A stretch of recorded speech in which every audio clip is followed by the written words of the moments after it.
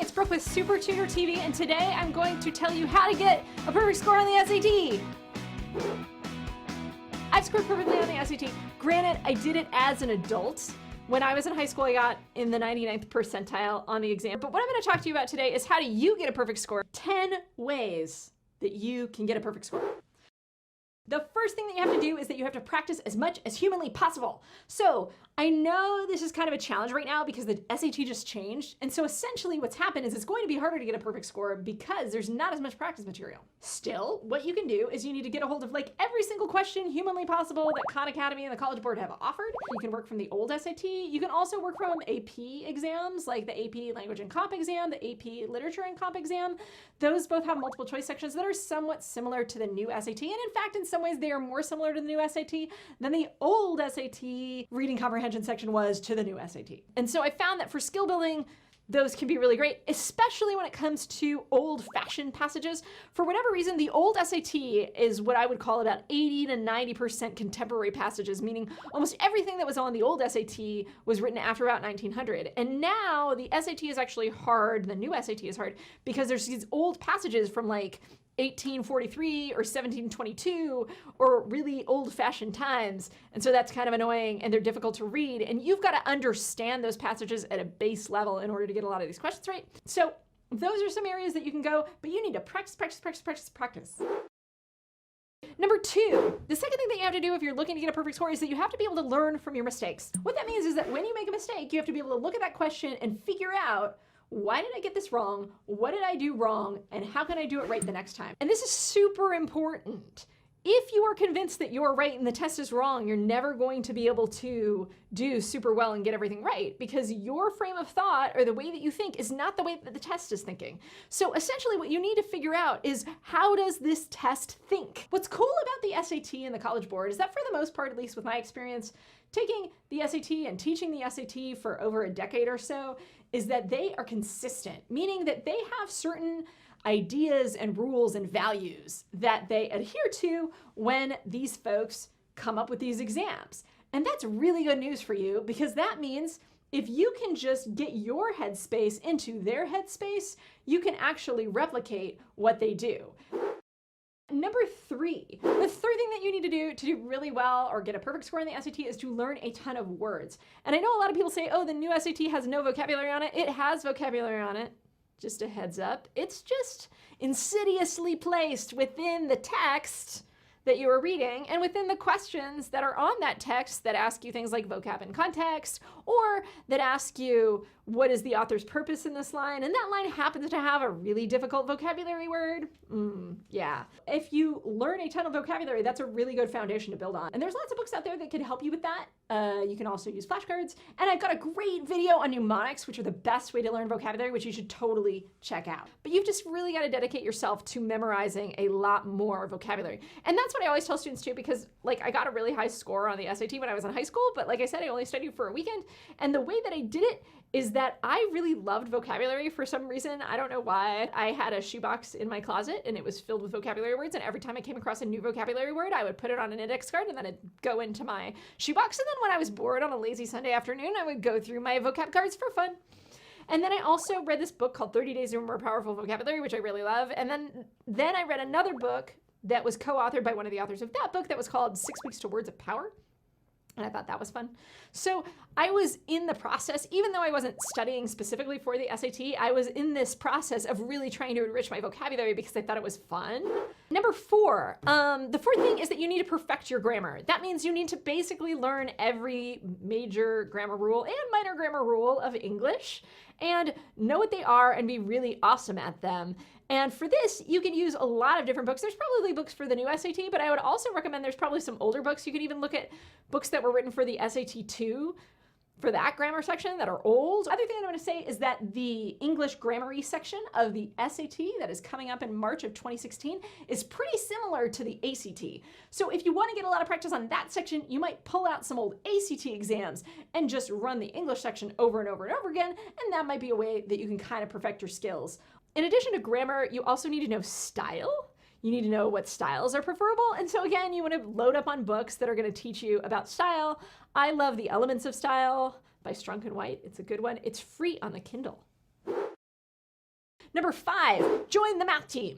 You don't literally have to join the math team, but I was on the math team in high school and I got a perfect score on the SAT, the ACT, the GRE, and the PSAT math sections. That's 4 standardized tests. And what we did on the math team is we practiced really hard math problems all the time. And so if you want to get a perfect score, you have to be awesome at math. The other thing that we did is we took these exams, and maybe you've heard of them. One is the American High School Math Exam, and the other is the AMY. And those tests are given to crazy nerdy high school students like myself, or like I once was. You compete and they are mega hard. They are far more challenging than the SAT or the ACT or any of these standardized tests that you have to take to get into college. And so if you practice on those, by the time you get to the SAT seems like psh, the kiddie pool. My final tip with math is learn 3 ways to do every math problem. So if you only know how to do any given problem in one way, you are limiting yourself, because what if on the test you can't do it your way and you have to do it a different way? So I always try to emphasize that if you know multiple ways to do a problem in math, that's when you start to get to this meta level of awesome super math power.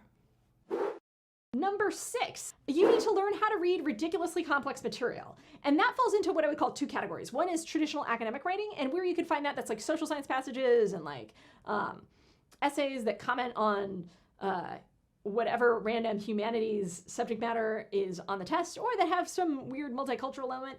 And I would say the old SAT is probably a really good resource for passages of that nature, so that you understand how those work, so that you understand how conversations in academic writing work. The other kind of writing that you have to understand is really old school writings. Anything from a portion of a Jane Austen novel to the Constitution of the United States of America. You're going to be responsible for reading what we would call primary sources from a history perspective, or old school literature. And the AP exams, I think, are actually a great place to turn to. I would say go look up the AP exams for subjects like English and look at their multiple choice questions, because some of the kinds of writing that you have to understand for those are similar to the kinds of writing that you have to understand for the SAT.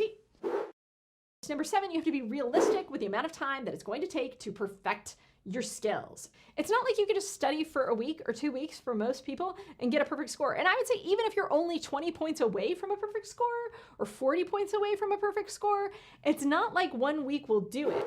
The next thing that I want to talk about is you need to build safety nets, because you are human. I am human. I make mistakes, right? I've scored perfectly on a bunch of tests, but I totally make mistakes. But I am really good at building little safety nets for myself, meaning that if I have a math problem, I have this habit of always rereading the question before I put the answer choice, right? And I have a habit of double checking myself, of using my estimation mental math abilities to estimate what the answer is before I actually do the problem, and then I actually do the problem and then check it against my estimation. I tend to make more careless errors on the math section, like everybody else probably, than I do in those other sections. Occasionally, the writing section can also be a little bit challenging and mistake prone. So again, I have techniques in place that help me to double check, am I gonna make a mistake? How could this be a mistake? Is there anything wrong? And then the other thing that I do is I just try to use my time to the best of my ability. So if I finish a section, I've got 10 or 15 minutes left, I'm going back to the beginning and I'm double checking my work. Number 9, you have to learn to pace yourself. And this might be obvious. You have to be able to get through the material not so fast that you're making mistakes, but not so slow that you don't finish in time. It's probably pretty obvious, but you need to really know the test so that you know you can get through it. Don't guess. If you're going to get a perfect score, you have to get to the point that when you put an answer choice, you are 99.9% sure that your answer choice is right. If you ever feel like you have guessed on a question, you probably are not going to get a perfect score.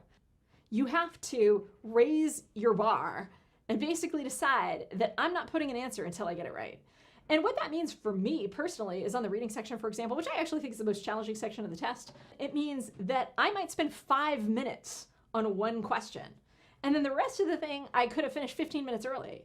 But that one question, I sit there for 5 minutes and I really work it out, because I'm not gonna guess.